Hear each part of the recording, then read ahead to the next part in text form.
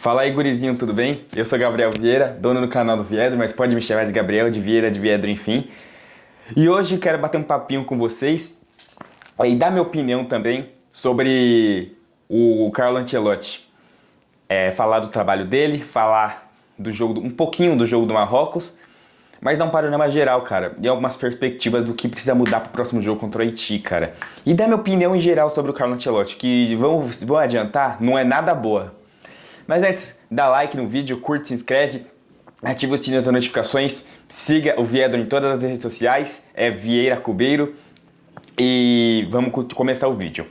Bom, o que eu quero começar falando do Carlo Ancelotti? Vou começar a falar minha tese primeiro, depois eu vou justificar. Muitos jornalistas estão falando, vou dar exemplos, João Paulo Capelanes, Mauro César Pereira, que o trabalho do Ancelotti é um trabalho ruim, que é um trabalho decepcionante. E, infelizmente, eu sou muito obrigado a concordar. Muito. Fala, por quê? Vou explicar o vídeo inteiro. Mas, cara, vamos começar. O Ancelotti veio... Tá bom, o ciclo é para 2030. Mas o Ancelotti veio no maio, junho do ano passado, se não me engano, para tentar tapar buraco do Brasil. O Brasil tava mal nas eliminatórias, enfim, e para tentar ir bem nessa Copa do Mundo, e tentar ir mais longe possível. Só que, vamos falar do Ancelotti, de verdade. O cara teve um ano de trabalho, E, cara, nada se salva desse um ano de trabalho. Nada. Nada.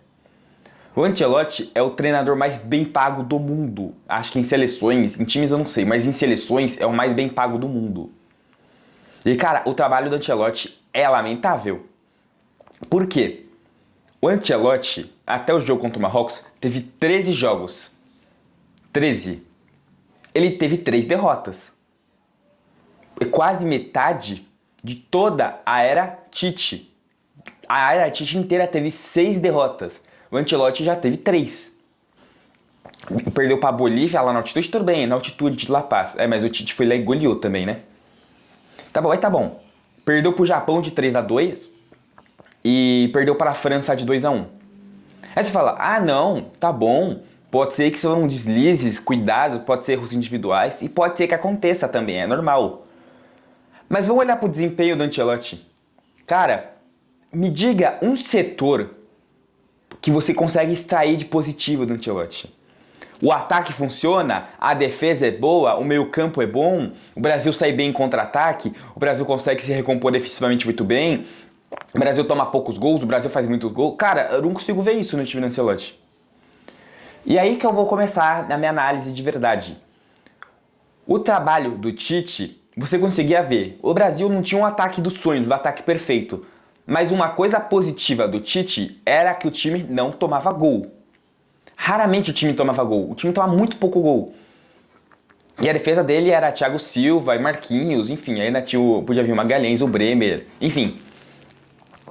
Mesmo o Tite perdendo para times, teoricamente, que não tem tradição, como Croácia e Bélgica, e perdeu para a Argentina, mas tá bom, vamos falar de Copa do Mundo.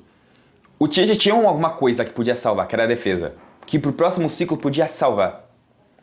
Enfim, não teve. Eu não vou nem falar do Ramon Menezes, porque o Ramon Menezes só teve 2 jogos, e foi catastrófico que ninguém entendeu o que ele quis fazer, cara. Vamos lá. Fernando Diniz, beleza, ele não fez um trabalho bom na seleção, mas temos que justificar por quê, tá? Mas enfim, eu vou falar do Diniz daqui a pouco. O que importa do Diniz é... O Diniz tinha uma proposta de jogo muito bem clara. Ele queria ter a posse de bola e colocar os 2 pontas do mesmo lado. Tá bom, é o que o Diniz quer. Todo mundo sabe o que o Diniz quer. Tem alguma coisa que salva. Pelo menos o time tem posse de bola, pelo menos o time tenta criar. Tá bom, é alguma coisa positiva. Vamos pro Dorival. O que o Dorival tem de bom durante o período dele? Você vai falar, o time é desorganizado? Tá bom, concordo. Ah não, mas o time é mais ou menos? Tá bom, concordo. Mas vamos ser sinceros, vamos jogar a verdade? Uma coisa que o Dorival tinha era não tomar gol. O Brasil não tomava gol, cara. Não tomava. O Brasil naquela Copa América tomou 2 gols, cara, em 4 jogos, enfim. A defesa foi bem. Das eliminatórias, com exceção do jogo da Argentina, tá? O jogo da Argentina, tem culpa o Dorival, mas, cara, foi o time inteiro que foi mal. Todo mundo foi mal, tá? Inclusive o Bento falhou em gol, o Murilo foi super mal, o Murilo foi até... se ferrou por isso, né? Porque ele nunca mais foi convocado, não chegou nem perto, tá nem na pré-lista. Né, mas enfim. O time do Dorival tomava poucos gols. Era um time que jogava feio, mas tinha um objetivo: não tomar gols e sair no contra-ataque, fazer gol. Pronto. Agora, o que você vai falar do Ancelotti? O cara que ganha muito dinheiro, o cara que veio pra resolver o problema no Brasil. Você não tem nada que se salva. Ah, mas o Brasil fez gol lá no jogo contra o Marrocos. Mas não foi um gol que o Brasil trabalhou a jogada, um gol de tabela, um gol de contra-ataque, não foi. Foi uma jogada individual do Vinícius Júnior. Acabou. Foi isso. O jogo foi esse. O Brasil fez um gol com uma jogada individual do Vinícius Júnior. E, cara, tenho mais coisas pra sustentar minha tese. Vamos pegar todos os jogos do Ancelotti. Com exceção do jogo contra a Coreia, que foi um amasso, né, 5-0, fala um jogo que o Brasil jogou futebol. Nenhum, cara. Não tem um jogo que você lembre que fala que o Ancelotti jogou futebol. E digo mais. O Brasil fez jogos que são absurdos, cara. O Brasil empatou com a Tunísia, o Brasil perdeu pro Japão, o Brasil perdeu pra Bolívia. O Brasil empatou fora de casa com o Equador, lá em Quito. Tá bom, primeiro jogo no Ancelotti, mas, cara, podia ser melhor aquele jogo. Mas, enfim, o Ancelotti tem muitos problemas pra se resolver. Muitos. Vamos continuar. Os números do Ancelotti. O Ancelotti tem 3 derrotas. O Diniz tem 3 derrotas. O Dorival tem 2 derrotas. Ou seja, o Ancelotti tem mais derrotas do que o Dorival, sim. É louco, né? E menos jogos. Vamos dar um exemplo. Vamos comparar o Dorival com o Ancelotti. O Dorival... Eu não tô defendendo o trabalho do Dorival também, tá, gente? O trabalho do Dorival é muito fraco, tá? Mas o que dá pau da Antigo da Francisco, a gente tem que comparar e falar a verdade, né? O Dorival, ele teve muito pouco tempo para se preparar para uma Copa América e teve muito menos tempo para se preparar do que o Ancelotti para uma Copa do Mundo. Ah, mas quer comparar a Copa América com a Copa do Mundo? Tá bom. Mas é um torneio, querendo ou não, né? Um torneio que o Brasil não ganha desde 2019. E o último campeão é a Argentina, né? Mas tá bom. Sabe qual foi a preparação do Dorival? Inglaterra, Espanha, México, Estados Unidos. 2 datas FIFA. 2. E o Ancelotti teve 1 ano para trabalhar o time. Não tô falando que você tem que jogar o futebol mais absurdo do mundo, o futebol heavy metal do Klopp. Coisa que o Tite conseguiu fazer um futebol bonito logo nos primeiros jogos dele, né? Mas tá bom. O Tite já foi. Mas, cara, o time não tem rendimento, cara. O time não se salva em nada.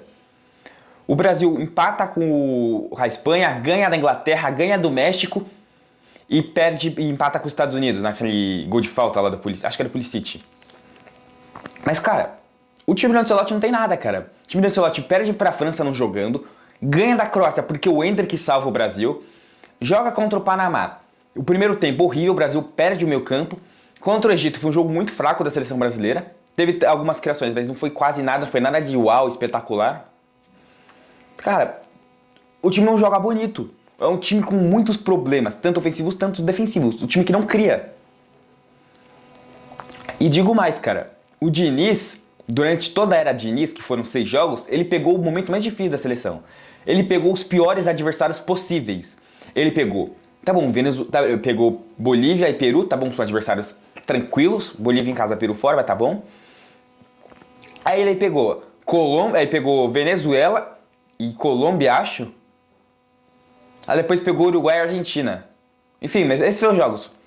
Mas, cara, são adversários muito mais difíceis. E por que o trabalho do Diniz não deu certo? Tá bom, ele pode ser muito teimoso nas coisas que ele faz. Concordo. Mas vamos ser realistas, cara. O Diniz estava treinando, na época, o Fluminense e a seleção brasileira. É lógico que não vai dar certo. Ganhar um tampão pro Carlo Ancelotti vir. Vamos falar o tópico mais polêmico, cara. Convocação. Cara, eu tô respeitando, tá? Cada um com sua opinião, claro. Mas, cara, o Danilo não era um cara pronto pra... O Danilo, tô falando do Flamengo. Não era um cara pronto pra jogar na Copa do Mundo. Ah, ele jogou melhor do que o Ibanez na Copa. Tá bom. Mas se a gente for falar antes da convocação, o Danilo não era o cara pra ser convocado, cara. O Danilo foi convocado para ser igual o Daniel Alves, pagodeiro para vestiário. Só que tinha o Ibañez e o Wesley. Aí fala, o Ibañez na lateral direito é uma boa. O ideal seria testar antes, né? O Ancelotti testar antes. Só que ele não fez esse teste muito bem, cara. Ele podia testar nos amistosos, cara. Ele podia muito bem testar nos amistosos. Só que ele botou o Ibañez pra jogar de zagueiro contra o Egito. Aí tá bom. A gente tem um lateral direito, Wesley. Wesley se lesiona. Você, em vez de você convocar um lateral direito, você convoca um meio-campista.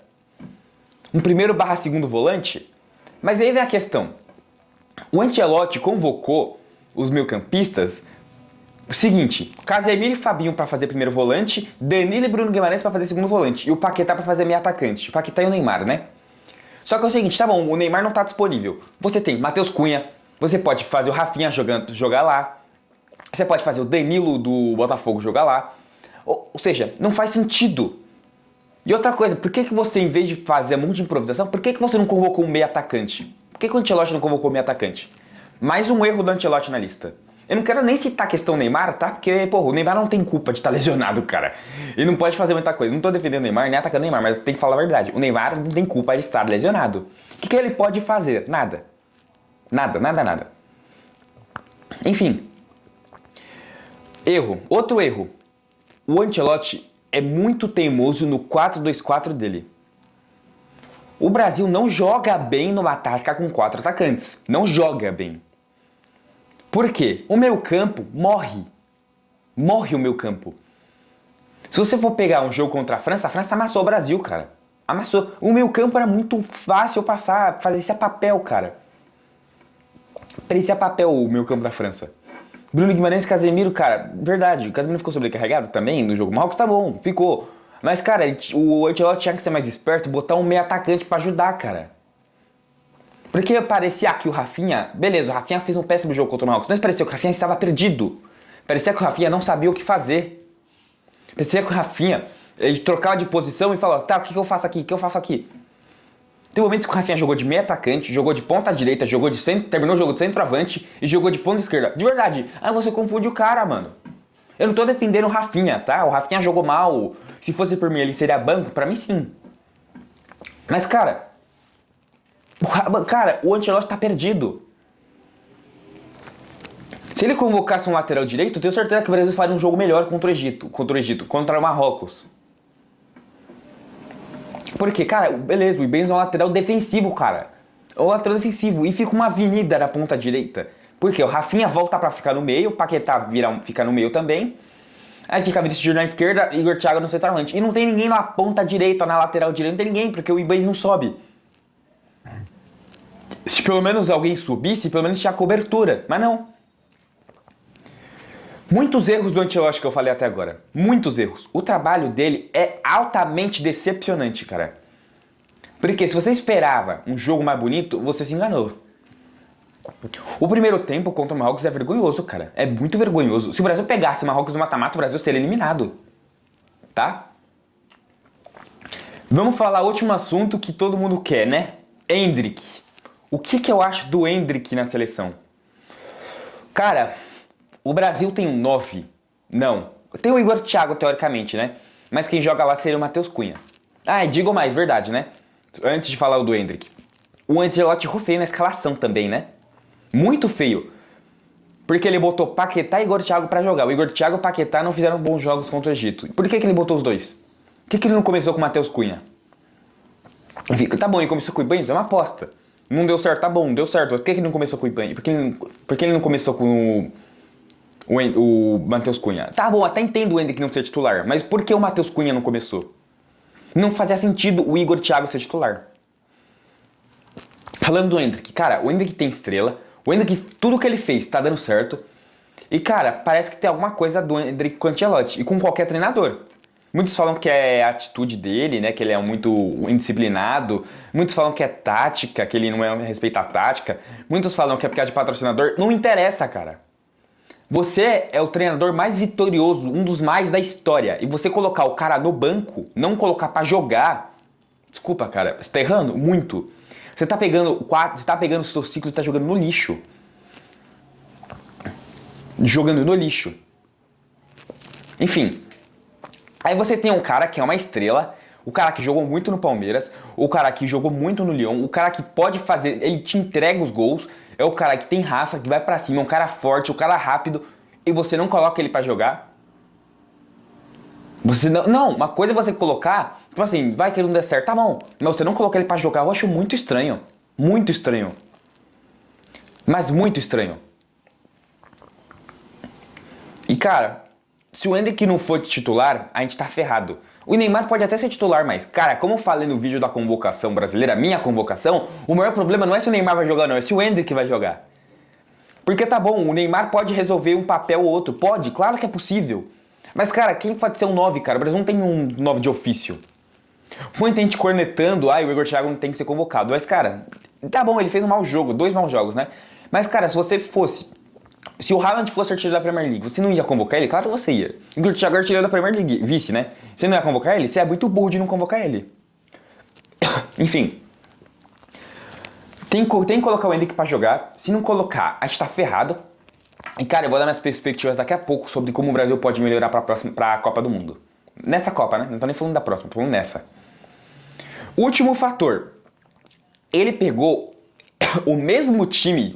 Essa é uma frase do Fancicani, mas eu concordo. Enfim, ele pegou o mesmo time de 2022 e colocou agora. O mesmo time, o time é o mesmo. Ó, Alisson no gol, Danilo na direita, Alexandre na esquerda, tá bom, Douglas Santos, mas tá bom. A espinha dorsal é essa. Alexandre na esquerda, Marquinhos, aí o Magalhães no lugar do Thiago Silva, Casemiro e Bruno Guimarães já estavam, Paquetá também, Vini e Rafinha estavam, aí só troca o Richard e coloca o Thiago. Gente, o trabalho de 22 piorou. Ah, tem jogadores que estão mais velhos, ainda não tô nem falando banco, Fabinho, Ederson, Everton, Martinelli, não tô nem falando do banco. Tô nem falando do Neymar, não tô nem falando do banco de reserva, tô no time titular já. Bremer. Enfim, a espinha dorsal é a mesma do time de 2022, o mesmo. Só que é um time pior, cara. Ah, mas está mais envelhecido? Concordo. Só que tem jovens que podem desempenhar melhor. Podem e devem desempenhar melhor. Mas o Ancelotti não faz isso. O Ancelotti faz completamente diferente. Muito diferente. E qual a perspectiva para o Brasil melhorar na Copa do Mundo? É uma perspectiva. Eu vou dar um exemplo da última Copa. Quando a Argentina perdeu para a Arábia Saudita, o Scaloni pro segundo time já mexeu e fez 5 alterações.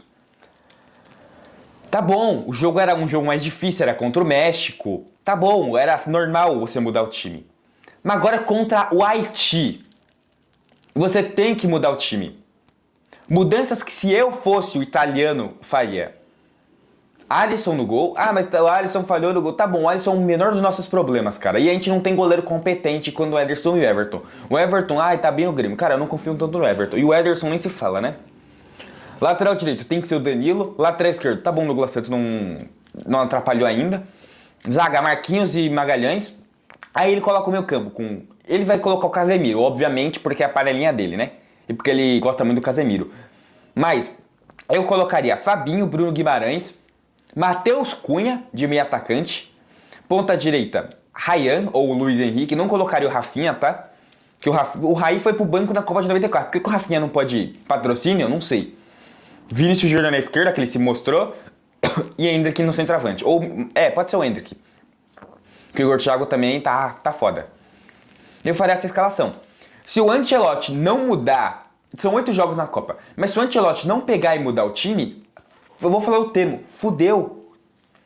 A gente pode até ganhar do Haiti, pode até ganhar da Escócia, mas vai pegar Holanda, Suécia ou Japão e vai tomar pau. A gente tá ferrado contra esses caras. Enfim, quero saber sua opinião, curte, comente, se inscreve, dá like no vídeo, se inscreve, ativa as notificações, siga o Viedro em todas as redes sociais e vê se você concorda comigo deixando nos comentários. É isso.